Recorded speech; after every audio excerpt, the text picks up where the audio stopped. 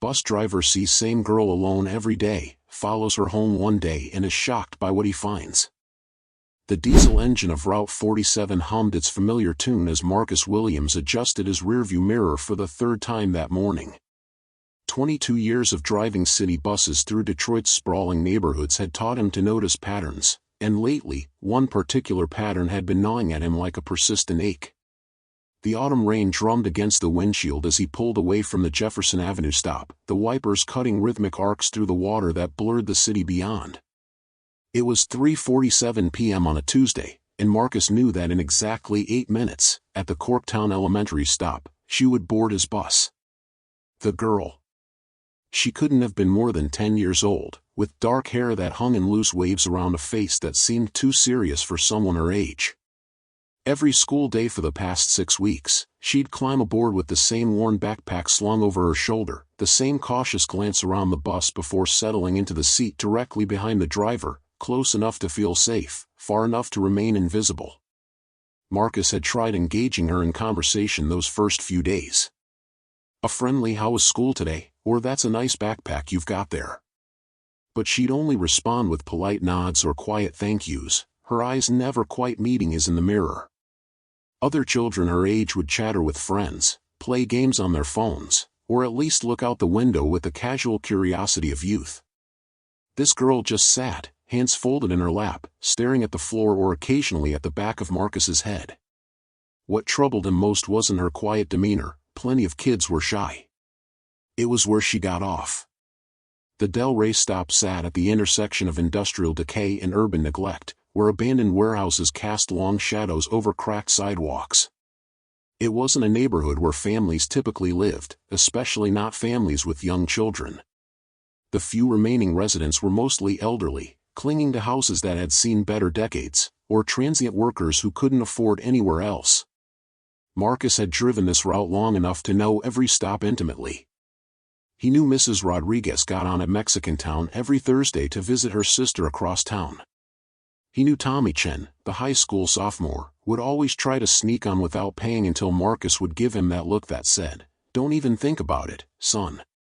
He knew the construction workers who rode the early morning shift, the office cleaners who took the late evening route, and the regulars who had become as much a part of his daily routine as his morning coffee. But this girl was different. She didn't fit the demographic of her stop, and more concerning, she didn't seem to have anyone waiting for her. "Next stop, Delray Industrial," Marcus announced into the intercom, his eyes automatically finding the girl in his mirror. As always, she gathered her backpack without hurry, stood with the practiced balance of someone accustomed to moving vehicles, and made her way to the front. "Have a good day," Marcus said, as he had every day for 6 weeks. "Thank you, Mr. Marcus," she replied, her voice barely above a whisper. The doors hissed open, and she stepped down onto the rain-slicked sidewalk. Marcus watched in his side mirror as she walked toward the cluster of abandoned industrial buildings, her small figure growing smaller until she disappeared behind a rusted chain-link fence. As he pulled away from the stop, Marcus caught the eye of Mrs. Patterson, a regular passenger who worked as a school secretary at Corktown Elementary. She'd been watching the exchange with the same concerned expression that had been growing more pronounced over the past few weeks. "That child rides this bus every day," Mrs. Patterson said, moving to the seat directly behind Marcus now that it was vacant. "I've seen her at school. Emma Hartley. Quiet as a church mouse, but bright as a penny." Marcus nodded, keeping his eyes on the road but listening intently. Mrs. Patterson had been riding his route for 8 years, and if anyone would know about the local kids, it would be her.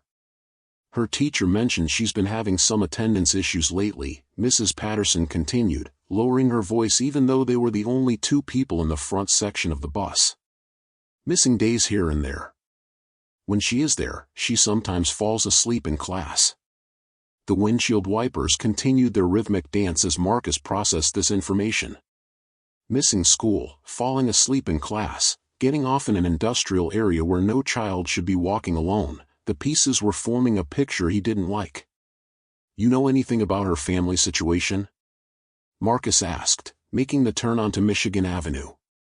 Mrs. Patterson shook her head slowly. "That's just it, nobody does. Emergency contact information is sparse. There's a phone number, but when the school tries to call, it just rings and rings. No parent-teacher conferences, no one picking her up when she's sick. She just manages on her own somehow. As they approached Mrs. Patterson's stop, she stood and placed a gentle hand on Marcus's shoulder. "I can see you're worried about her too. That child's carrying something heavy, and it's not just that backpack." The bus doors opened with their familiar hydraulic sigh, and Mrs. Patterson stepped down onto the sidewalk. Before the doors closed, she turned back to Marcus. "Sometimes the system fails kids like Emma. When it does, it's up to folks like us to pay attention." The doors sealed shut, and Marcus continued his route, but Mrs. Patterson's words echoed in his mind. He'd been a bus driver long enough to recognize the signs of a child in trouble, and Emma Hartley was showing all of them. Over the next few days, Marcus found himself paying even closer attention to Emma's daily routine. She always boarded at exactly 3:55 p.m., her school uniform clean but slightly wrinkled, as if it had been washed and dried without proper care. Her shoes were worn but not neglected, suggesting someone was trying to maintain appearances despite limited resources. What struck Marcus most was her composure. While other children her age might fidget, complain about homework, or excitedly discuss weekend plans, Emma sat with a stillness that seemed almost adult.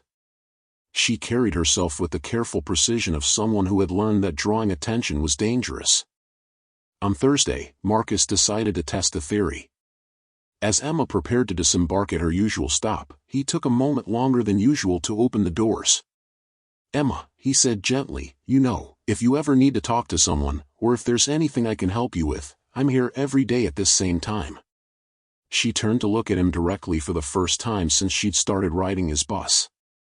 Her eyes were a deep brown, old beyond their years, and for just a moment, Marcus saw something flicker across her face: surprise, gratitude, maybe even hope. But it was gone as quickly as it had appeared. "Thank you, Mr. Marcus," she said, her standard response.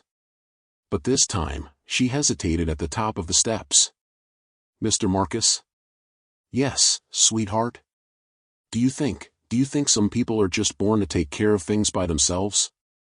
The question hit Marcus like a physical blow. He'd raised 3 children of his own, watched them grow from dependent infants to independent adults, and he knew with absolute certainty that no 10-year-old should have to ask such a question. "No, Emma," he said softly. "I don't think anyone is born to be alone. We all need people looking out for us, especially when we're young." She nodded slowly, as if filing away this information for later consideration. Then she stepped off the bus and walked her usual path toward the industrial district, leaving Marcus with more questions than answers. That evening, Marcus sat in his small apartment in southwest Detroit, unable to shake the image of Emma's serious face, asking if some people were born to take care of themselves. His own children, Marcus Jr., who was now a teacher in Chicago, Sarah, who worked as a nurse in Grand Rapids, and David, who had followed his father into city work as a firefighter, had never had to wonder if they were meant to be alone. They'd grown up knowing they were loved, protected, and supported. What kind of life was Emma living that would make her ask such a question? Marcus had seen plenty of difficult situations during his years driving city buses. He'd witnessed domestic disputes, drug deals, and the daily struggles of families trying to make ends meet in a city that had seen better decades. But something about Emma's situation felt different, more complex than simple neglect or poverty. The next morning, Marcus arrived at the bus depot earlier than usual. He found his supervisor, Janet Williams, no relation, despite sharing a last name, in her office, surrounded by route schedules and maintenance reports. "Janet, I need to ask you about something," Marcus said, settling into the worn chair across from her desk. Janet looked up from her paperwork, her expression immediately shifting to concern. In the 5 years she'd been supervising Route 47, Marcus had never come to her with personal requests or complaints. He was one of those rare employees who simply did his job well and kept his concerns to himself. "What's on your mind, Marcus?" "There's a kid on my route. Young girl, maybe 10 years old. She rides every day from Corktown Elementary to the Delray Industrial Stop.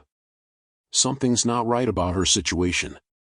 Janet leaned back in her chair, her expression serious.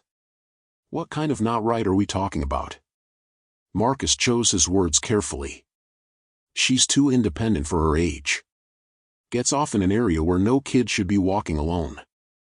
Always seems tired, like she's carrying responsibilities that don't belong on a 10-year-old's shoulders. Have you seen anything that would suggest abuse or immediate danger? No, nothing like that. But Janet, in 22 years of driving this route, I've learned to recognize when a child is in a situation that's complicated. This little girl is managing something heavy, and she's doing it all by herself. Janet nodded slowly. What are you thinking? I'm thinking maybe I should follow her one day. Just to make sure she gets where she's going safely. See what kind of situation she's walking into. The request hung in the air between them. Officially, bus drivers were supposed to stay focused on their routes and schedules, not involve themselves in passengers' personal lives. Unofficially, both Marcus and Janet knew that sometimes the official rules didn't account for the full complexity of urban life. Marcus, Janet said finally, if you're going to do something like that, you need to be smart about it. Off the clock, in your own vehicle, and only if you genuinely believe this child might be in danger. I understand. And if you discover something that requires intervention, you go through proper channels. Child services, police, school authorities. No heroics. Marcus nodded. I just want to make sure she's safe. That afternoon, Emma boarded the bus at her usual time, took her usual seat, and rode in her usual silence. But as the bus approached the Delray Industrial Stop, Marcus made a decision that would change both of their lives forever. Emma, he said as she prepared to disembark, I want you to know that there are people who care about what happens to you. If you ever need help, real help, you don't have to handle it alone. She paused at the top of the steps, her hand on the rail, and for a moment Marcus thought she might say something more than her standard thank you. Instead, she simply nodded and stepped off the bus, disappearing once again into the maze of abandoned industrial buildings. But this time, Marcus was determined to find out where she was going. Marcus finished his shift at 6:30 p.m., completing the final loop of Route 47 as the October sun cast long shadows across Detroit's urban landscape. Instead of heading straight home to his apartment on Verner Highway, he drove his personal car, a well-maintained 2015 Honda Civic, back toward the Delray industrial area. The neighborhood looked different in the early evening light. What had seemed merely neglected during the day now felt almost post-apocalyptic. Broken streetlights created pools of darkness between flickering illumination, and the few functioning businesses, a corner store with barred windows, a check cashing place, and a laundromat with half its neon sign burned out, cast harsh fluorescent glows onto empty sidewalks.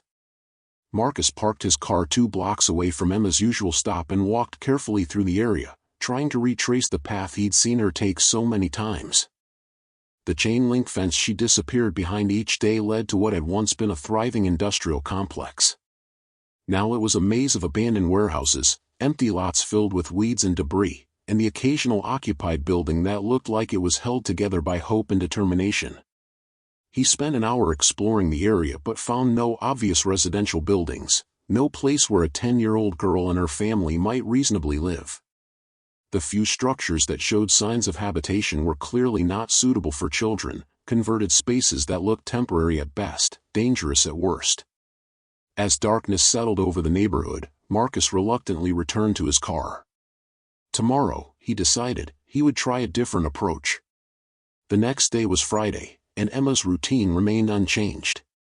She boarded at 3:55 p.m., sat in her usual seat, and prepared to disembark at the Delray industrial stop. But this time, Marcus was ready. Emma, he said as she stood to leave, I'm going to ask you something, and I want you to know that whatever your answer is, I'm not going to be upset with you. She turned to look at him, her dark eyes cautious but attentive. Are you getting off at this stop because it's close to where you live, or is there another reason? For a long moment, Emma didn't respond. Other passengers were beginning to shift impatiently, wanting the bus to continue its route. Marcus could feel the pressure to keep moving, but something told him this moment was important. "I live nearby," Emma said finally, but there was something in her voice, a hesitation, a careful choice of words, that told Marcus there was more to the story. "Okay," he said gently. "You have a good weekend, Emma." She stepped off the bus, but instead of immediately walking toward the industrial area, she stood on the sidewalk for a moment, looking back at the bus. Marcus could see her in his side mirror, small and solitary against the backdrop of urban decay, and something in her posture suggested she wanted to say more. But then she turned and walked her usual path, disappearing behind the chain-link fence. That evening, Marcus called his daughter Sarah in Grand Rapids. She worked as a pediatric nurse and had always been good at reading between the lines when it came to children in difficult situations. "Dad, you sound worried," Sarah said after they'd exchanged their usual pleasantries. "What's going on?" Marcus told her about Emma, her daily routine, her withdrawn demeanor, the concerning location where she got off the bus, and most troubling, her question about whether some people were born to take care of themselves. "That's a red flag, Dad," Sarah said without hesitation. 10-year-olds don't ask questions like that unless they're dealing with adult responsibilities. "Have you considered that she might be caring for someone else?" The possibility hadn't occurred to Marcus, but as soon as Sarah said it, pieces began falling into place. Emma's careful composure, her tiredness, her question about being born to take care of things. What if she wasn't just taking care of herself? "You think she might be caring for a parent or sibling?" "It happens more than people realize," Sarah said. "Kids become caregivers when adults can't. Sometimes it's a parent with addiction issues, sometimes it's a sick grandparent, sometimes it's younger siblings. The children learn to manage because they have to." Marcus felt a familiar weight settle in his chest, the same feeling he'd had years ago when he'd first suspected that his neighbor's son was being abused, or when he'd realized that the elderly woman who rode his route every Tuesday was showing signs of dementia and living alone. "What should I do?" "You need to find out what's really going on," Sarah said. "But Dad, be careful. If this little girl is in a caregiving situation, she's probably terrified of adults finding out. Kids in those situations often believe that if anyone discovers the truth, they'll be separated from whoever they're caring for." After hanging up with Sarah, Marcus sat in his kitchen, staring at a cup of coffee that had grown cold while he'd been thinking. He'd spent his career as a bus driver observing the daily rhythms of urban life, watching families struggle and succeed, witnessing the small dramas that played out in the seats behind him. But this felt different. This felt personal. On Saturday morning, Marcus drove back to the Delray area, this time approaching from a different direction. He parked near a small diner that seemed to cater to the few remaining industrial workers in the area and ordered coffee and breakfast, positioning himself at a window table where he could observe the street. The neighborhood looked different on a weekend morning. A few more people were out and about, someone washing a car in front of a converted warehouse, an elderly man walking a dog along the cracked sidewalk, a woman hanging laundry on a fire escape. It was still clearly a struggling area, but there were signs of life, evidence that people were making homes in spaces that had been written off by the rest of the city. As Marcus sat sipping his coffee, he noticed movement near the chain-link fence where Emma always disappeared. A small figure emerged from behind the fence. It was Emma, wearing jeans and a sweater instead of her school uniform, carrying a plastic shopping bag that looked heavy for her size. Marcus watched as she walked purposefully down the street toward a corner store, disappearing inside for several minutes before emerging with what appeared to be groceries. She made 2 more stops, at a pharmacy and at a small market that specialized in fresh produce, before heading back toward the industrial area.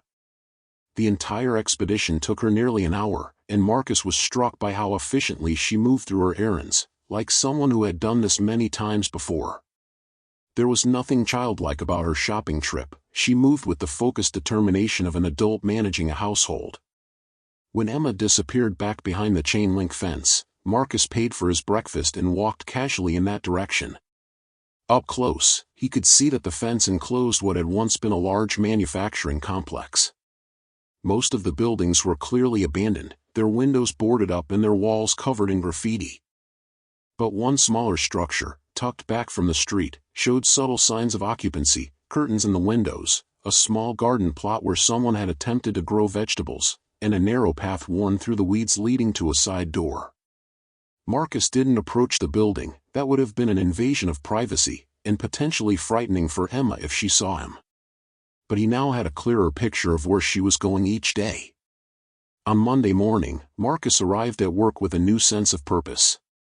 He'd spent the weekend researching children and caregiving roles, and what he'd learned had both educated and disturbed him.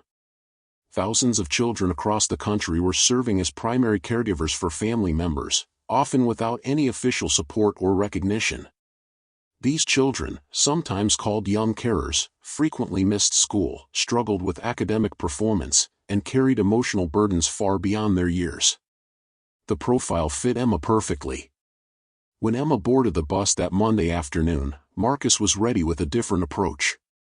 "Emma," he said as she settled into her usual seat, "I've been thinking about our conversation last week, about people taking care of themselves. I wanted you to know that sometimes, when people are taking care of others, there are resources available to help make that easier." In his rearview mirror, Marcus could see Emma's reflection stiffen slightly. She was listening, but her posture suggested weariness.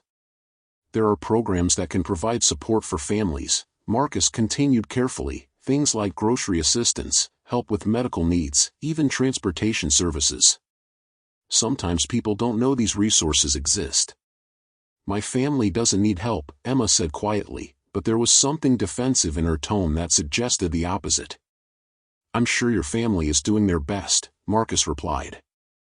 "I just meant that everyone needs support sometimes, and there's no shame in accepting help when it's available." Emma didn't respond, but Marcus could see her processing the information in the way she stared out the window with unusual intensity.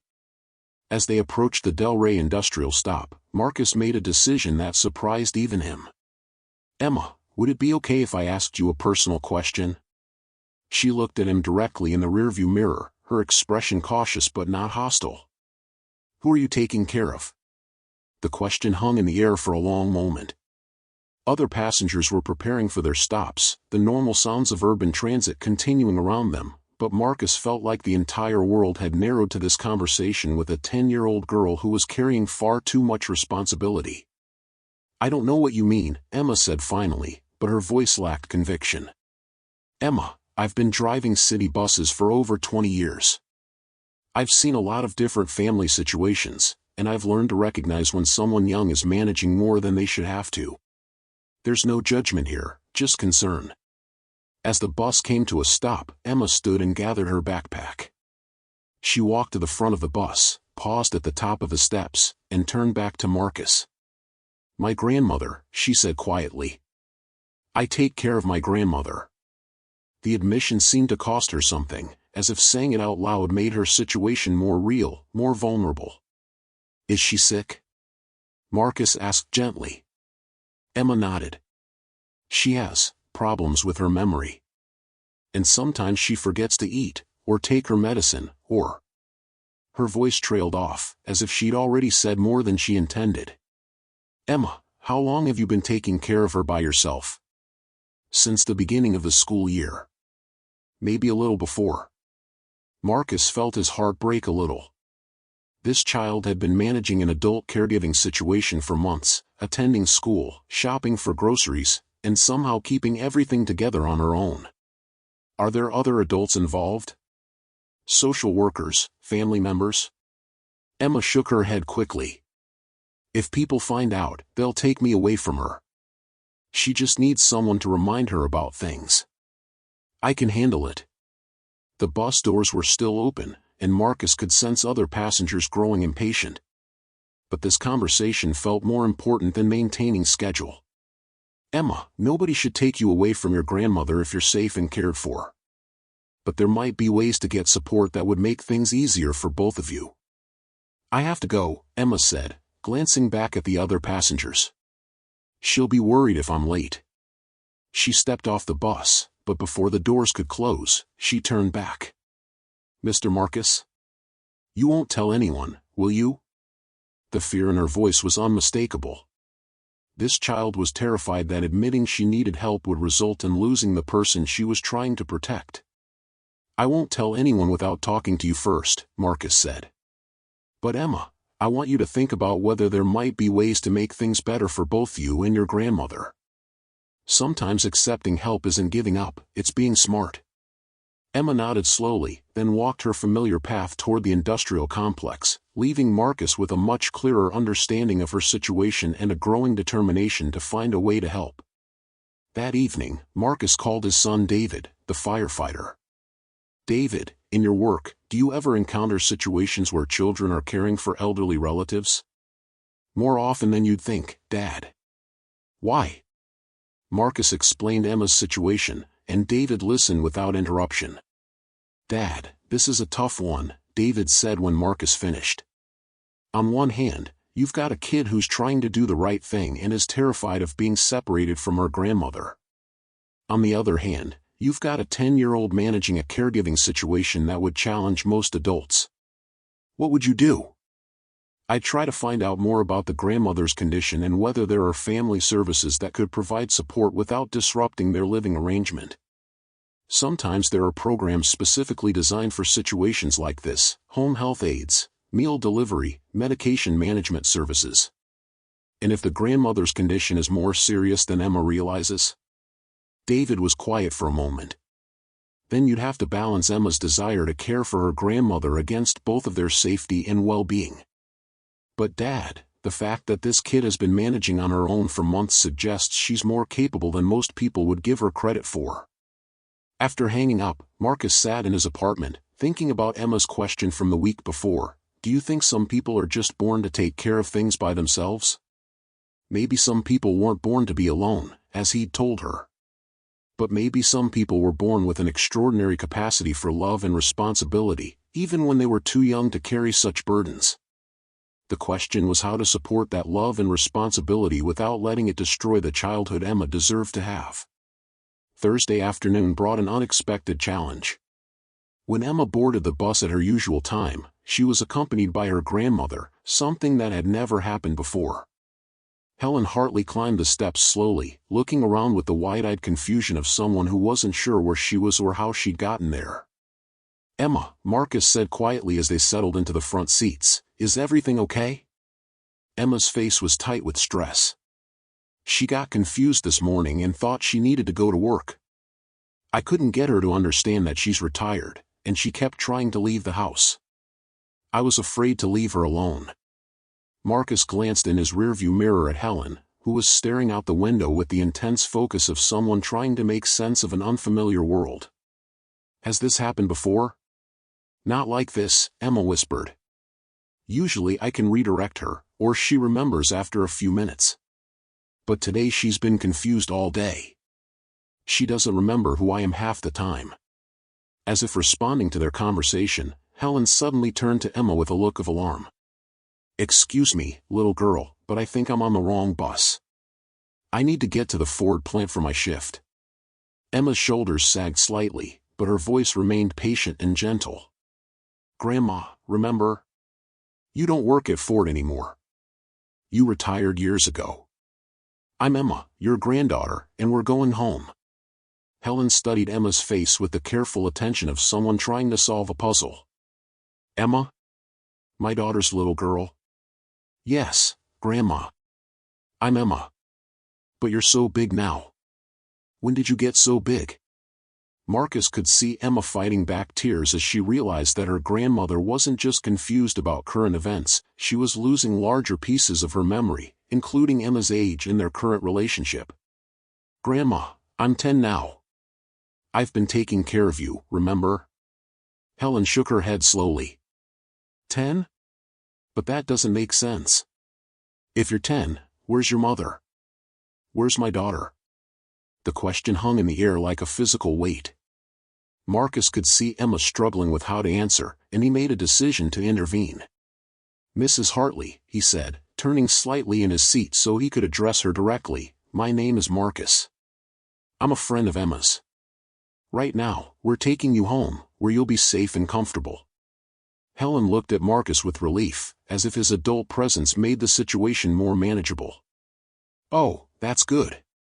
I was getting worried. I couldn't remember where I was supposed to be. That's understandable, Marcus said calmly. Sometimes when we're tired or stressed, it's hard to remember things. But Emma is here with you, and she's going to make sure you get home safely. As they approached the Delray industrial stop, Marcus made a decision that surprised even him. Emma, would it be helpful if I walked you and your grandmother home today? Just to make sure you both get there safely? Emma's relief was visible. Would you? I'm worried about her getting confused again on the walk. Of course. Marcus activated the bus's hazard lights and made a brief announcement to the remaining passengers about a short delay due to a passenger assistance issue. Then he stepped off the bus with Emma and Helen, radioing his dispatcher to explain the situation. The walk to Emma's building took nearly 20 minutes, with Helen moving slowly and stopping frequently to ask where they were going.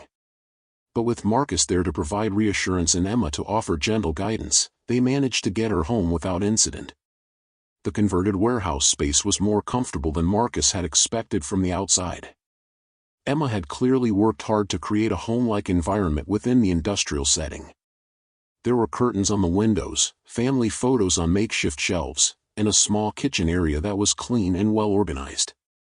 But Marcus also noticed signs of the challenges Emma was facing. There were locks on the inside of the door that could only be opened with a key, clearly installed to prevent Helen from wandering. There was a baby monitor system that allowed Emma to hear her grandmother from other parts of the space. And there was a detailed chart on the refrigerator tracking Helen's medications, meals, and episodes of confusion. Emma, this is remarkable, Marcus said, looking around the space. You've created a real home here. Emma looked pleased but also exhausted. I try to make it nice for her. She gets scared sometimes in new places, so I wanted everything to feel familiar. As Helen settled into a comfortable chair and immediately began looking through a photo album that Emma placed in her hands, Marcus could see how much thought and care had gone into arranging their living space. This wasn't just a child trying to manage an adult situation, this was someone who had developed genuine caregiving skills. But he could also see the toll it was taking on Emma. She moved through the space with the efficiency of someone who had learned to anticipate problems, checking locks, adjusting medications, and monitoring her grandmother's mood and needs with constant vigilance. Emma, Marcus said quietly, what happened today with your grandmother getting confused? Is that becoming more frequent? Emma nodded reluctantly. The last few weeks have been harder. She has more bad days, and even on good days, she forgets things that she used to remember. Sometimes she doesn't recognize me at all. That must be frightening for both of you. It is, Emma admitted. And I'm worried about what happens when it gets worse. What if she gets confused and tries to leave when I'm at school? What if she falls and I'm not here? What if she stops remembering how to eat or take her medicine? These were exactly the concerns that had been keeping Marcus awake at night. Emma was asking the right questions, but she was too young to be dealing with the answers alone. Emma, I think it's time to seriously consider getting some professional help. Not to replace what you're doing, but to support it. Emma looked toward her grandmother, who was now peacefully looking through family photos, occasionally smiling at images that seemed to trigger happy memories. I've been thinking about that too, Emma said quietly. Especially after today. I was so scared when she didn't remember who I was. Marcus pulled out the folder of information that Mrs. Patterson had compiled. I've been researching programs that might be able to help. There are services specifically designed for families in your situation, things that would provide support while keeping you together. Emma took the folder and began looking through the materials. Adult daycare, she read aloud. Home health aid services. Respite care. Medication management programs. She looked up at Marcus. Do you really think these are real? That we might qualify for them? I do. And I think the first step is calling some of these organizations to find out what's available and what the requirements are. Emma was quiet for a long moment, studying the information. Mr. Marcus, what if they decide that I can't take care of her properly? What if they say she needs to go to a nursing home? It was the fear that Marcus had known was at the heart of Emma's resistance to seeking help. Emma, from what I've seen, you're providing excellent care. The goal of these programs isn't to separate families, it's to support them. And if there comes a time when your grandmother needs more medical care than you can provide, wouldn't you want to know that she's getting the best possible treatment? Emma nodded slowly, but Marcus could see the internal struggle on her face. She's all I have left, she said quietly. If something happens to her, or if they take me away from her, I don't have anywhere else to go. The admission revealed another layer of Emma's situation that Marcus hadn't fully understood. She wasn't just caring for her grandmother out of love and duty, she was also protecting the only family relationship she had left. Emma, can I ask what happened to your mother? Emma's expression tightened. She left when I was 8. She said taking care of Grandma was too hard, and she couldn't handle it anymore. She said she'd come back when she got her life together, but... Emma shrugged, trying to appear casual about something that was clearly devastating. That was 2 years ago. Marcus felt a surge of anger toward a mother who had abandoned both her daughter and her own mother, but he kept his voice calm. So you've been managing this situation for 2 years? At first, Grandma was doing better. She just needed reminders about things, and help with shopping and cleaning. But lately... Emma trailed off, looking toward her grandmother, who had fallen asleep in her chair with the photo album in her lap. Lately it's gotten harder, Marcus finished. Yeah. And I keep thinking, what if I'm not doing it right? What if she needs things that I don't know how to give her? What if I'm making mistakes that are hurting her? The vulnerability in Emma's voice broke Marcus's heart. This child had been carrying not just the responsibility of caregiving, but also the fear that she wasn't capable of doing it well enough. Emma, look at her, Marcus said, gesturing toward Helen, who was sleeping peacefully in her chair. Look at how content she is, how safe she feels. That doesn't happen by accident. You're providing something that no professional caregiver could provide. You're giving her love, familiarity, and security. Emma looked at her grandmother with an expression of such tenderness that Marcus had to look away for a moment. But I also think, Marcus continued, that you deserve support. Not because you're failing, but because what you're doing is incredibly difficult, and everyone needs help with difficult things. Emma was quiet for several minutes, absently straightening magazines on a side table while she thought. Finally, she looked up at Marcus with an expression of determination mixed with fear. Would you help me make some phone calls? To find out what's available. I would be honored to help you with that. Over the next hour, Marcus and Emma sat at the small kitchen table, going through the list of resources Mrs. Patterson had compiled. They started with the Area Agency on Aging, which provided information about services for elderly residents and their families. The woman who answered the phone was patient and knowledgeable, listening carefully as Emma explained their situation.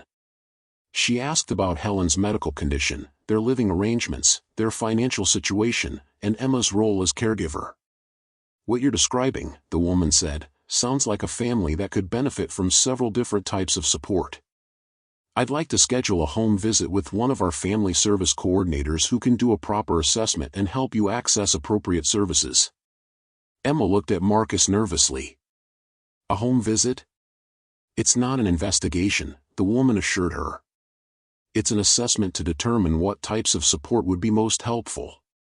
The coordinator's job is to help families stay together while ensuring everyone's safety and well-being.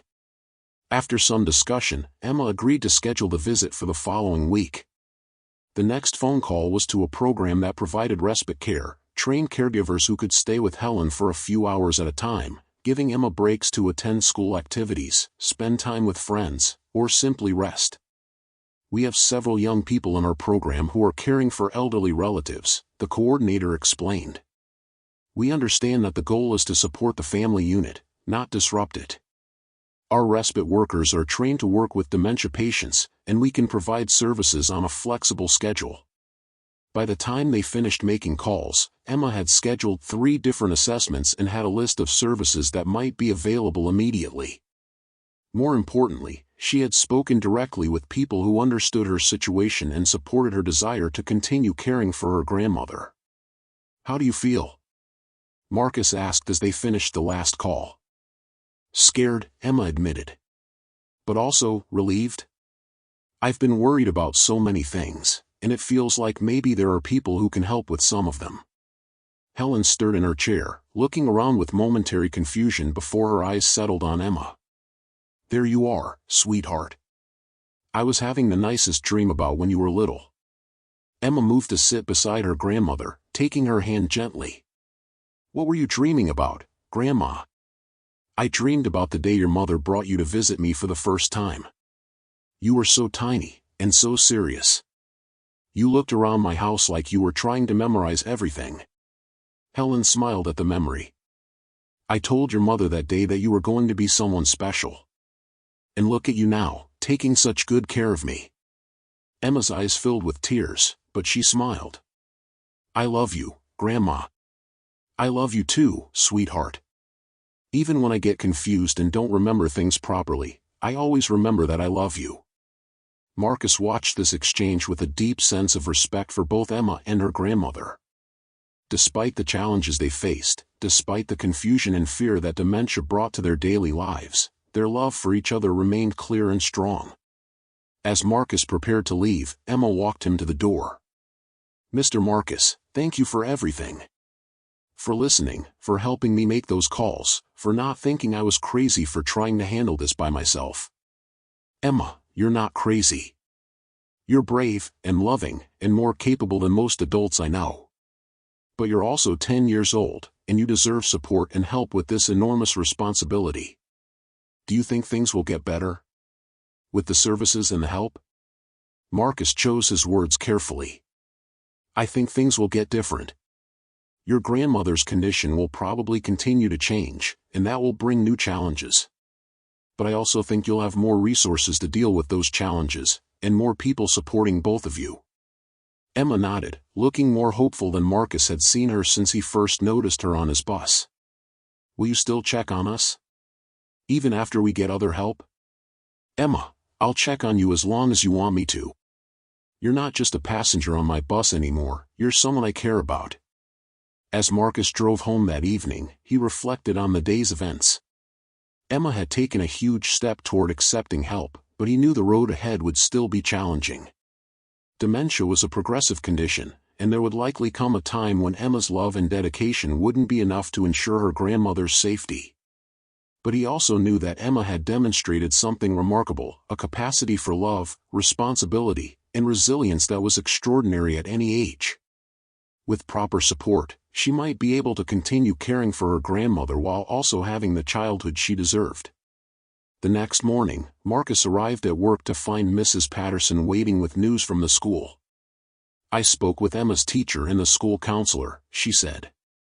We're going to implement some additional supports, modified schedules if she needs them, access to the school's food program, and regular check-ins with the counselor.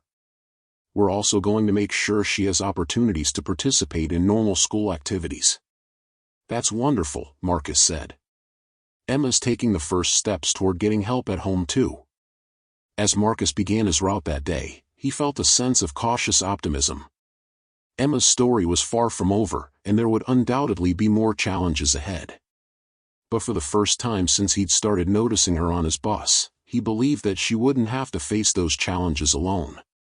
When Emma boarded the bus that afternoon, she looked lighter somehow, still tired, still carrying enormous responsibility, but no longer carrying the weight of absolute isolation.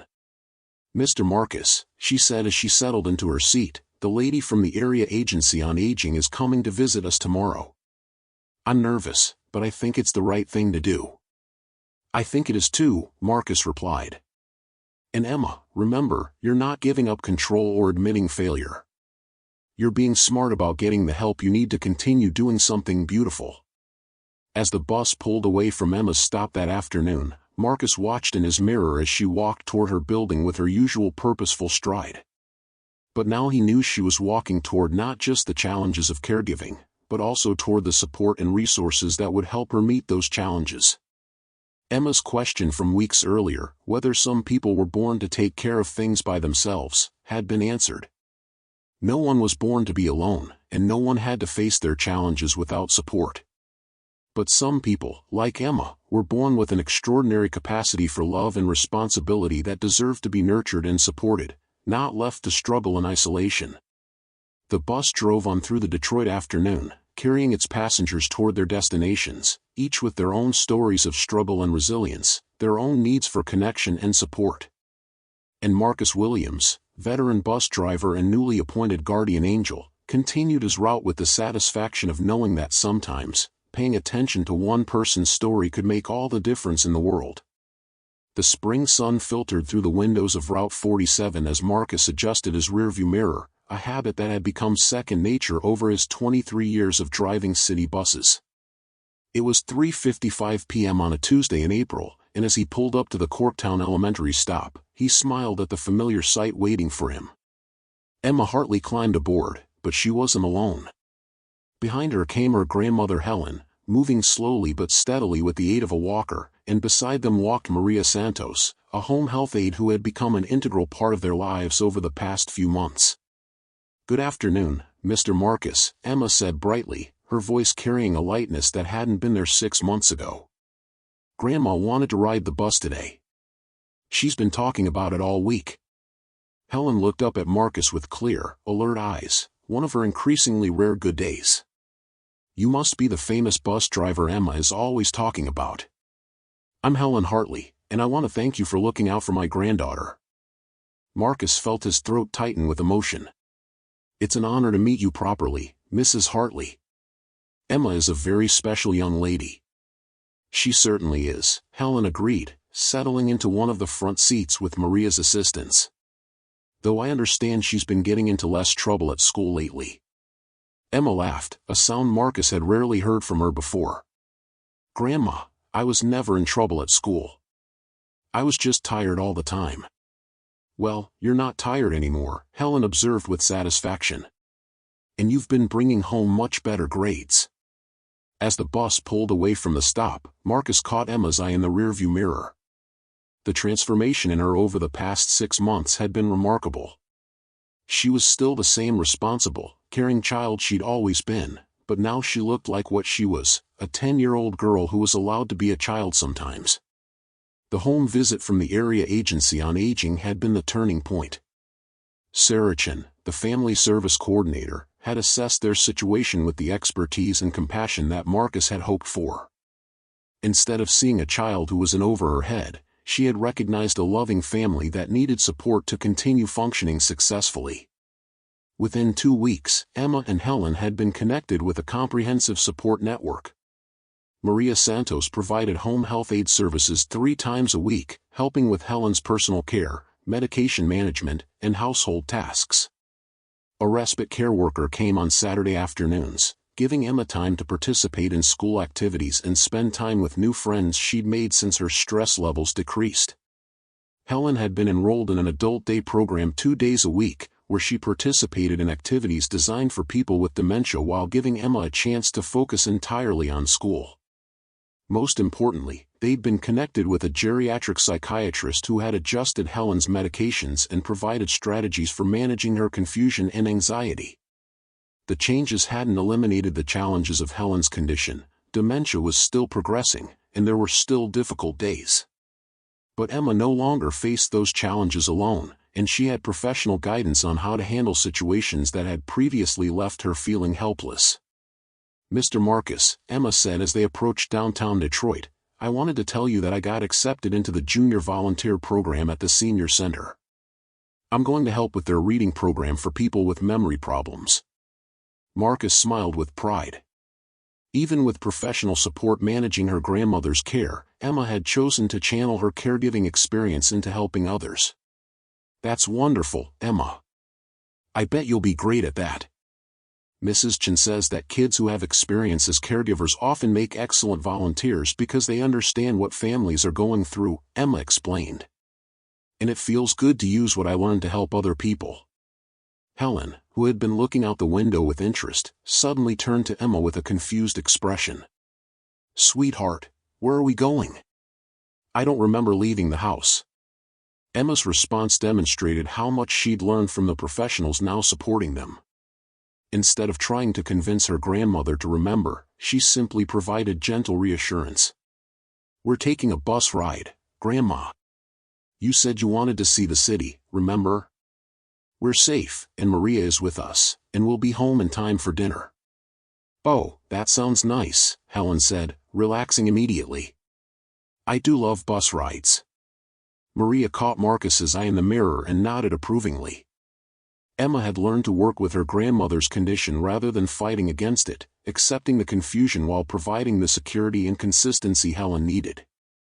As they rode through the city, Helen began pointing out landmarks and sharing memories, some accurate and some confused, but all delivered with the enthusiasm of someone who felt safe and cared for. Emma listened patiently, occasionally asking questions that encouraged her grandmother to share more stories. Marcus was struck by how their dynamic had evolved. Emma was still clearly devoted to her grandmother, but the desperate edge of total responsibility had been replaced by genuine enjoyment of their relationship. She could appreciate Helen's stories and personality without the constant worry about managing every aspect of her care. When they reached the downtown area, Maria helped Helen off the bus while Emma thanked Marcus for the ride. Mr. Marcus, I almost forgot, I have something for you, Emma said, pulling a handmade card from her backpack. It's a thank you card. I made it in art class. The card featured a drawing of a city bus with Marcus visible through the driver's window, and in neat handwriting, Emma had written, "Thank you for caring enough to ask questions and for helping me find answers. You saved our family." Marcus had to clear his throat before he could respond. "Emma, you saved your family. I just helped you find some additional resources. Mrs. Chen says that sometimes the most important thing adults can do is pay attention when kids need help, even when the kids don't know how to ask for it," Emma said. "You did that for me." As Marcus watched Emma rejoin her grandmother and Maria on the sidewalk, he reflected on how profoundly their story had changed his understanding of his role as a city bus driver. For years, he'd thought of himself as simply a person who transported people from one place to another. But Emma had taught him that sometimes, the most important thing he could do was notice when someone needed more than just transportation. The bus routes he drove every day were filled with stories, passengers dealing with job loss, family struggles, health problems, and countless other challenges. Emma's situation had reminded him to pay attention to those stories, to recognize when someone might need support or resources they didn't know how to find. Mrs. Patterson, his regular passenger and school secretary, had become an unofficial partner in this expanded mission. Together, they'd started what they informally called the Route 47 Support Network, an effort to connect passengers with resources when they noticed signs of need. They'd helped an elderly man access meal delivery services when they noticed he was getting thinner and seemed confused about basic self-care. They'd connected a teenage mother with childcare resources when they realized she was missing school because she couldn't find reliable babysitting. They'd provided information about job training programs to a middle-aged man who had been laid off and seemed to be struggling with depression. None of these interventions were as dramatic or complex as Emma's situation, but each represented a recognition that public transportation could be more than just a means of getting from place to place. It could be a network of connection and support for people navigating urban life. Emma's story had also had ripple effects beyond Marcus's bus route. Sarah Chen, the family service coordinator, had used Emma's case as an example in training sessions for other social workers, demonstrating how to support young caregivers without disrupting successful family relationships. Mrs. Patterson had initiated discussions at Corktown Elementary about identifying and supporting students who might be dealing with family caregiving responsibilities. The school had developed protocols for providing additional support to these students while respecting their family situations. Even Emma's teacher had changed her approach to working with students who seemed tired or distracted, recognizing that there might be complex family situations underlying apparent academic struggles. As Marcus completed his route that afternoon, he drove past the converted warehouse where Emma and Helen lived. The building looked different now. There were flower boxes and more windows, suggesting that other residents had been inspired by Emma's efforts to make the space feel like home. A small community garden had been established in what had once been an empty lot, and Marcus could see signs of increased investment in the neighborhood's infrastructure. Emma's determination to create a safe, loving home in an unlikely place had become a catalyst for broader community improvement. Her story demonstrated that sometimes, the most powerful force for positive change was simply someone who refused to give up on the people they loved. That evening, Marcus called his daughter Sarah to update her on Emma's progress. "Dad, it sounds like this little girl has become quite the community advocate," Sarah said after Marcus described Emma's volunteer work at the senior center. "She has. And the amazing thing is that she's still just 10 years old. She's learned to accept help while also using her experience to help others. That's remarkable emotional maturity. A lot of adults struggle with that balance." Marcus was quiet for a moment, thinking about the card Emma had given him. "Sarah, I think this experience has changed me as much as it's helped Emma. I used to think my job was just about driving the bus safely and on schedule. But now I realize that every passenger has a story, and sometimes paying attention to those stories can make a real difference." "That's a beautiful perspective, Dad. And it sounds like Emma taught you that." As Marcus hung up the phone, he thought about Emma's original question: do you think some people are just born to take care of things by themselves? The answer, he now understood, was more complex than he'd initially realized. Some people, like Emma, were indeed born with an extraordinary capacity for love and responsibility. But that capacity was meant to be supported and nurtured, not left to struggle in isolation. Emma hadn't been born to care for her grandmother alone. She'd been born with the strength and love necessary to be an excellent caregiver when she had appropriate support and resources. The key was recognizing when that support was needed and ensuring it was available. 6 months later, Emma was thriving academically, socially, and emotionally. Helen was receiving professional care that addressed her medical needs while preserving her dignity and her relationship with Emma. And Marcus had discovered that sometimes, the most important thing a person could do was simply notice when someone needed help and care enough to help them find it. The next morning, as Marcus began another day on Route 47, he found himself looking forward to seeing his regular passengers with renewed interest. Each person who boarded his bus carried their own story, their own challenges, their own need for connection and support. Emma had taught him that paying attention to those stories wasn't just an act of kindness, it was an act of community building, a recognition that in a city as complex and challenging as Detroit, everyone needed to look out for each other. As the bus pulled away from the depot and began its familiar route through the city, Marcus adjusted his rearview mirror and smiled. Route 47 wasn't just a bus route anymore, it was a lifeline, a support network, and a daily reminder that sometimes, the most profound changes in people's lives began with someone simply caring enough to pay attention. And in the afternoon, when Emma boarded the bus with her grandmother and their home health aide, when she shared stories about her volunteer work and her improving grades, when she demonstrated the perfect balance between accepting help and helping others, Marcus was reminded that the best human stories weren't about people who never needed help, they were about people who learned how to give and receive support with grace, dignity, and love. Emma Hartley had indeed been born to take care of things, but she'd also learned that she didn't have to do it by herself.